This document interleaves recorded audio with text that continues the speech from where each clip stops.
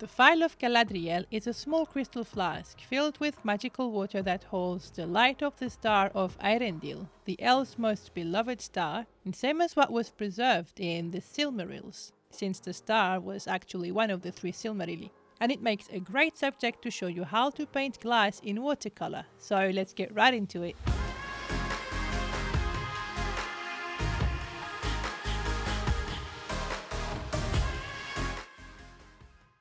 A quick word on the type of watercolor paper you want to use for this painting project.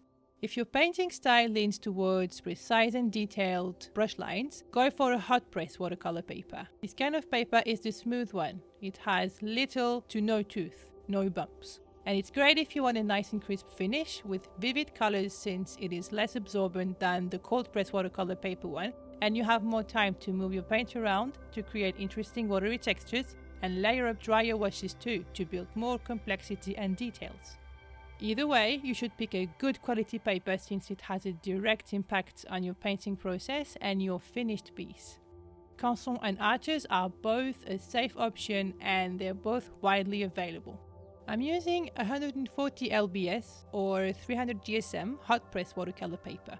I like to tape it down with paper tape on a repurposed MDF board, so I have the freedom to rotate my illustration while painting to avoid smudging areas that are still a bit damp or still wet. And the paper doesn't buckle, as watercolor is a wet media.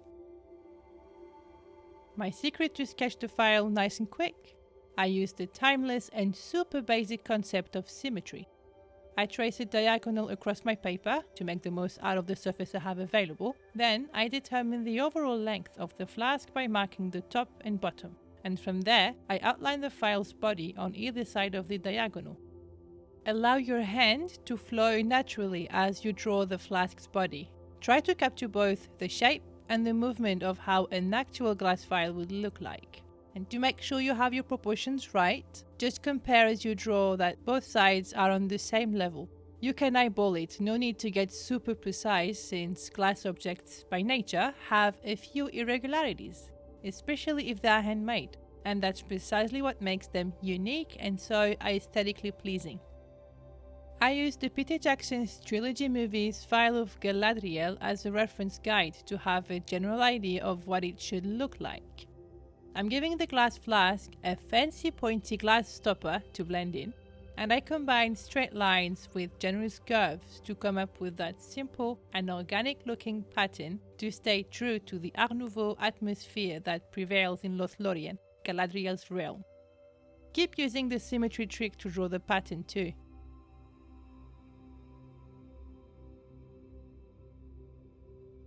Since it is a transparent glass file, don't forget to add a few distorted details to it. Don't be afraid to break up your lines and draw small freeform shapes to give the impression of depth.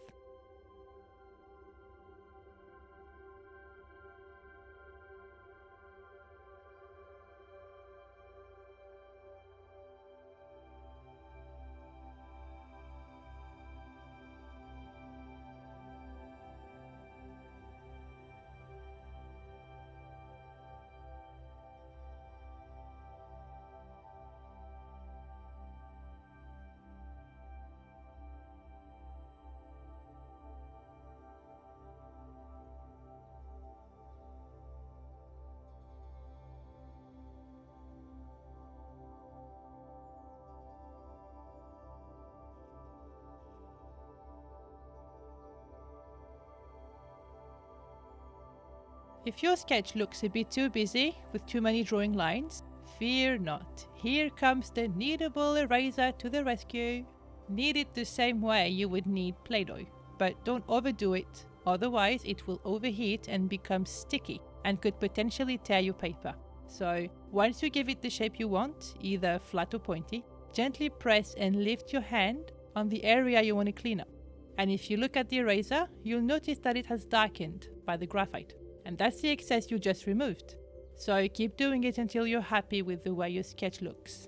And now, let's get into painting that magical file.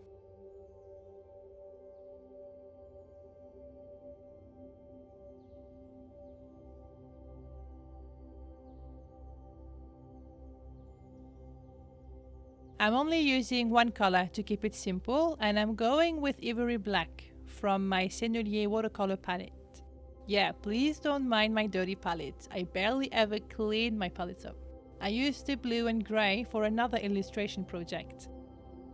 And as you can see, you only need a very small amount of paint.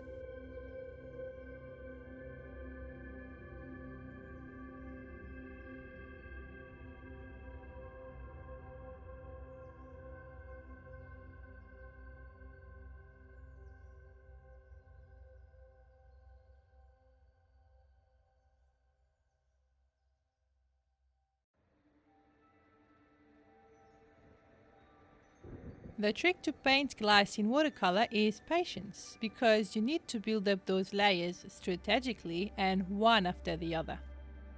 I'm starting to paint a light wash to the more detailed area first with a wet brush, and I'm not adding any more pigment at this stage, only water to spread the paint across the phial's curved body. I'm also smudging the first wash in the tiny areas of the pattern, and I'm insisting on the edges.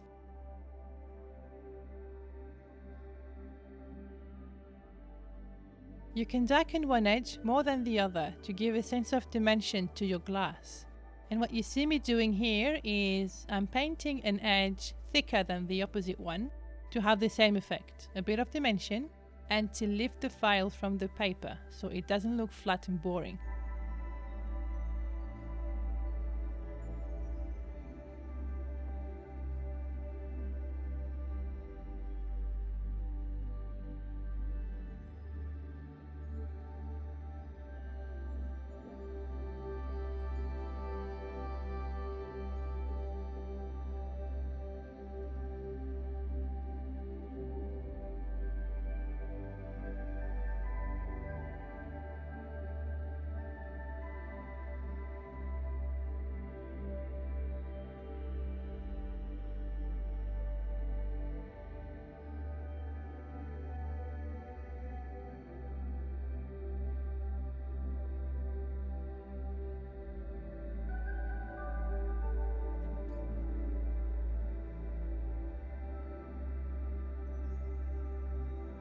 And for the body and the bottom of the phial, I'm using the same tricks of smudging with a clean brush on damp areas and shading the dark areas I sketched earlier. After loading my brush with paint, I use the pointy tip to trace the darkest outlines of the shape first, and then I gently press on my brush to flatten it to paint a larger stroke. So the more you press on your brush, the larger the stroke. But sometimes you'll notice there's still a bit of paint left on your brush, but all the water ran out. And that's because some paint brushes hold water better than others. It all depends on their type of bristles, either synthetic or natural, their length and their thickness, and a few other factors. That's another video topic in itself. Depending on your painting style, you might prefer a specific kind of paintbrush over another. Just know that you don't need to spend a fortune to find a good quality set that you will get to use for most of your painting projects.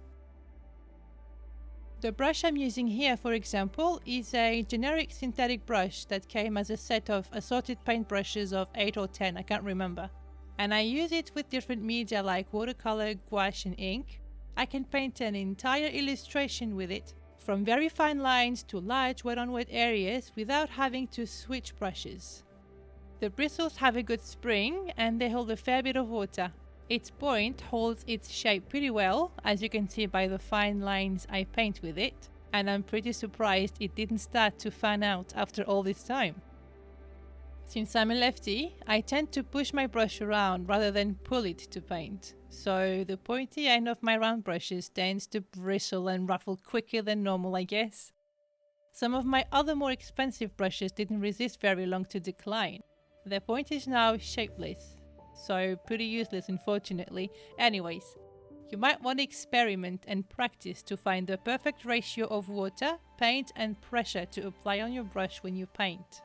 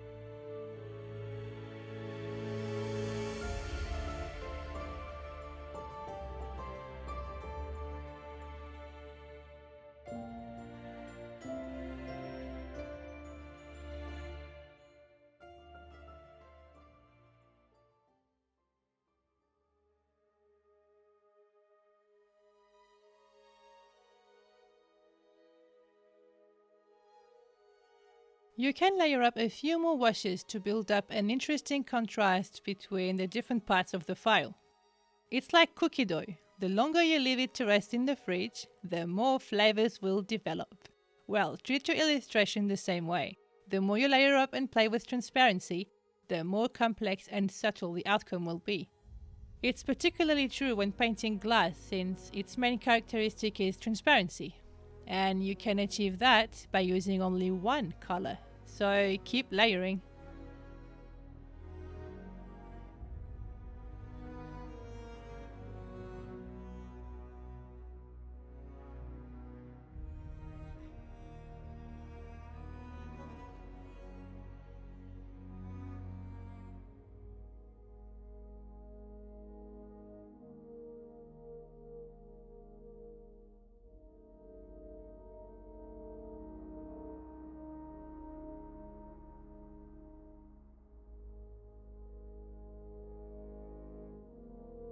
Once you're done eating your batch of freshly baked cookies and building up enough contrast between your dark and light areas, you can move on to outlining the darker side of your dark areas.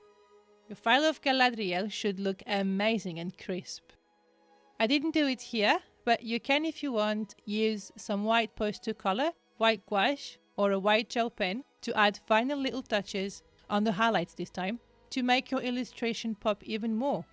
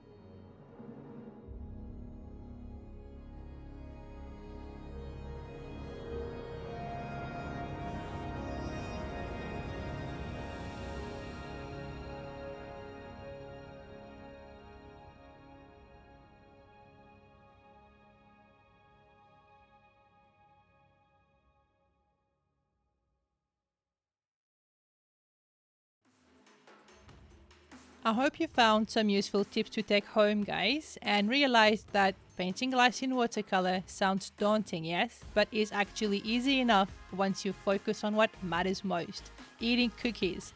No kidding. Keep it simple and keep practicing. Don't forget to subscribe and make that like button shine. Thank you guys so much for watching. I'll see you in the next one, and until then, dare to create and enjoy the process. Bye guys!